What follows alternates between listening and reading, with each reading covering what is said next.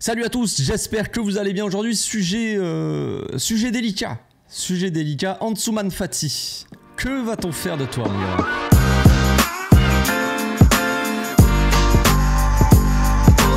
Au passage, n'hésite pas à nous rejoindre si c'est pas encore fait et à partager la chaîne autour de toi, ça fera plaisir à tonton. Le cas Ansu Fati n'en finira donc jamais. Est-ce que le joueur doit partir? Est-ce qu'il doit rester? Veut rester? Il veut partir? Son père veut qu'il parte? Son père veut de l'argent, Laporta veut qu'Ansu Fati reste, Xavi veut qu'il reste, mais serait pas non plus contre s'il devait partir. On ne sait pas où ça va concrètement. Concrètement là, les infos un peu mercato qu'on a, c'est un peu n'importe quoi ce qu'on a tout autour d'Ansu Fati. On a peut-être une petite campagne aussi de propagande. Est-ce que Ansu doit rester? On a des propagandes de toute façon pour tout. Hein. Ansu Fati doit partir, Ansu Fati doit rester. Reste avec nous, la main. T'as un gros potentiel. Donc la question c'est où est-ce qu'on va, qu'est-ce qu'on fait?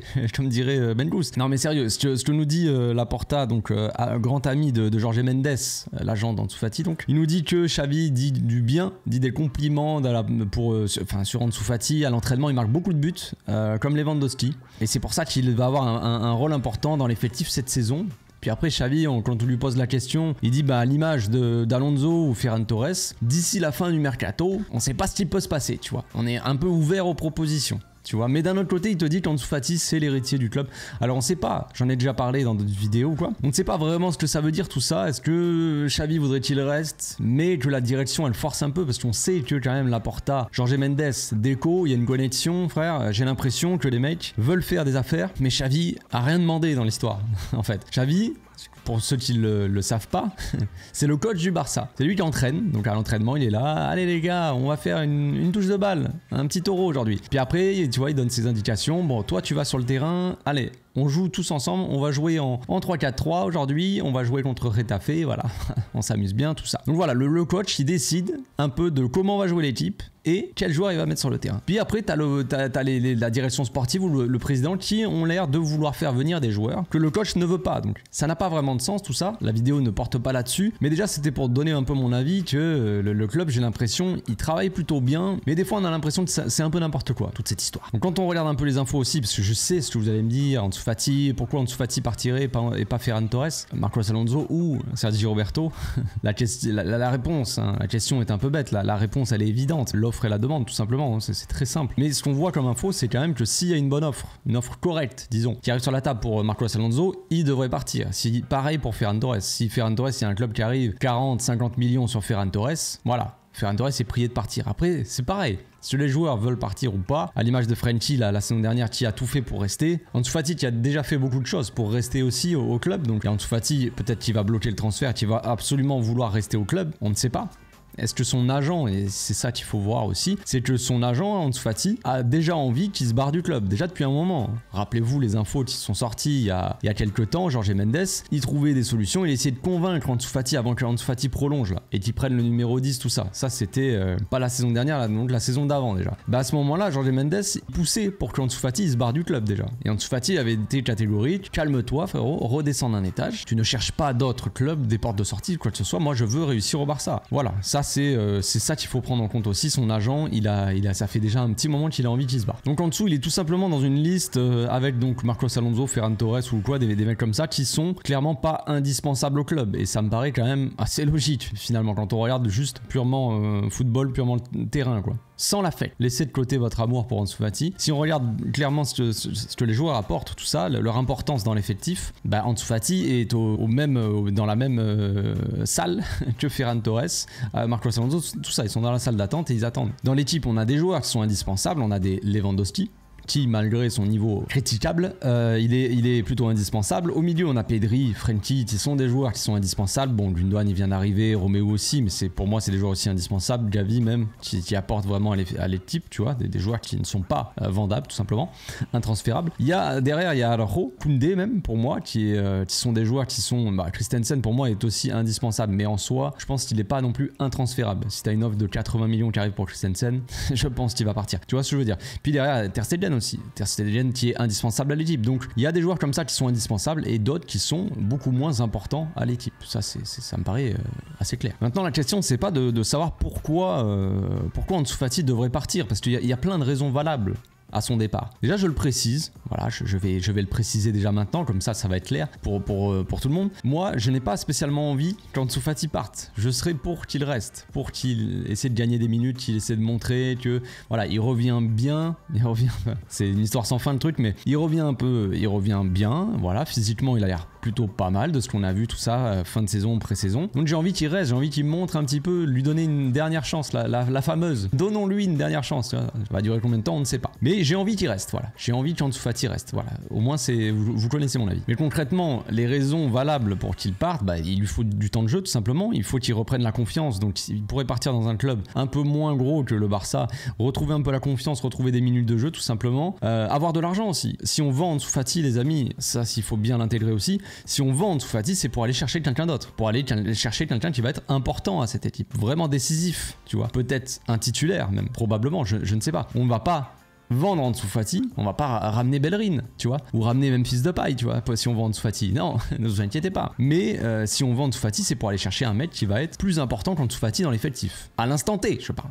Je parle pas de potentiel. Dans 5 ans, vous allez voir Ansu Fati, ouais.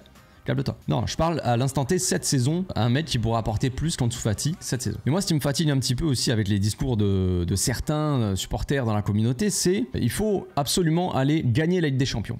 Voilà, on nous dit qu'il faut gagner la Ligue des Champions cette saison, sinon c'est la catastrophe. Ou alors faire au moins un bon parcours en Ligue des Champions, ce qui serait, somme toute, logique. Mais d'un autre côté, on nous dit ça, et d'un autre côté, on nous dit il faut pas qu'Ansu Fati parte. Comme si c'était lui, je sais que ça n'a pas de rapport, mais comme si c'était lui qui allait nous faire gagner la Ligue des Champions, tu vois. D'un côté, ça n'a pas de logique. Pour aller le plus loin possible dans la Ligue des Champions, il nous faut des joueurs qui font la différence, des joueurs importants, des joueurs qui t'apportent vraiment à l'équipe, qui font vraiment des différences dans les matchs importants comme ça de haut niveau. Et concrètement, c'est pas forcément le cas d'Ansu Fati. Je sais, ce n'est pas le cas de Ferran Torres non plus, mais c'est pas vraiment le sujet. Je l'ai déjà dit, offre et la demande. S'il y a une offre de 60 millions qui arrive pour Ferran Torres, le club sera d'accord pour le vendre. Faut arrêter les bêtises. Si on avait eu moyen de vendre Ferran Torres, vendre Sergio Roberto, vendre Marcos Alonso, tu vois, s'il y a une offre qui arrive de 30-40 millions pour Alonso et pour Roberto, eh oui, on aurait acheté des types. On aurait des Cancelo, il serait déjà là, peut-être même Foyce, tu vois, il serait déjà là. Kimmich serait peut-être là, je ne sais pas. Bernardo Silva même peut-être, mais la vie, ce n'est pas FIFA. La vie réelle, les amis, ce n'est pas FIFA. La vie, la vraie vie, c'est tes basses. C'est ça la vraie vie.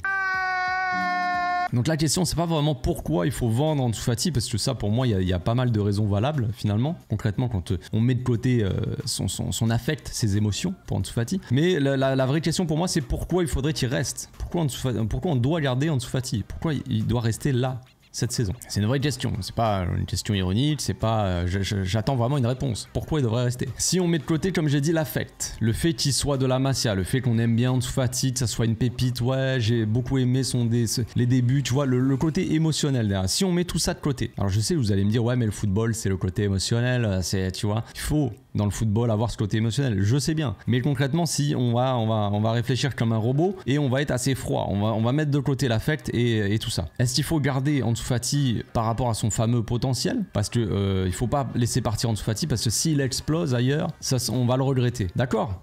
Mais comme je l'ai déjà dit, j'ai déjà dit de nombreuses fois avec beaucoup de joueurs, mais il y a des joueurs qui ne sont pas faits pour exploser au Barça. Il y a des joueurs qui n'ont pas le niveau pour passer l'étape supérieure et devenir un top joueur au Barça peut-être. Peut-être que le gars va le devenir, ou va devenir un très bon joueur, mais ailleurs. Peut-être qu'il aura ce déclic ailleurs en ayant moins de pression, tout ça, dans un contexte différent. Pas tout le monde ne peut réussir au Barça, c'est comme ça c'est la vie, les amis, c'est la vie réelle. Donc s'il reste à un niveau plutôt moyen, ce qu'il a actuellement, concrètement, on va pas dire que Ansu Fati est un top joueur. Là c'est un joueur plutôt moyen, voilà, à fort potentiel uniquement. Donc s'il reste un joueur moyen à fort potentiel, au bout d'un moment, quand il aura 30 ans, il aura plus de fort potentiel et tu vois, mais est-ce qu'il faut pour autant le garder pour ça?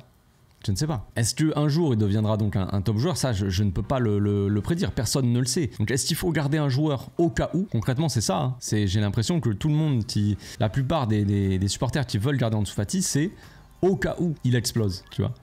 Il faut garder Ansu Fati au cas où. Au cas où quoi?